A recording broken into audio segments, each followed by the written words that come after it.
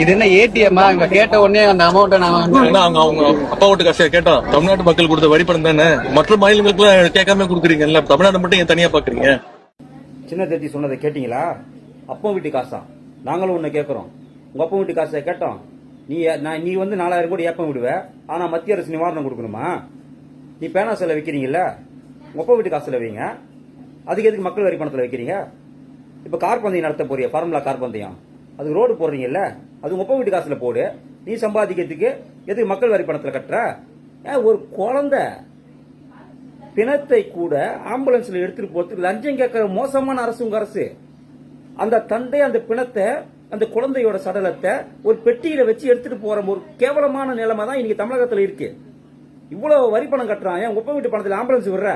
மக்களோட வரி பணம் தானே. மக்களோட வரி பணத்துல ஒரு ஆம்புலன்ஸுக்கு எதுக்கு லஞ்சம் கொடுக்கணும்? முதல்ல அதை கவனி.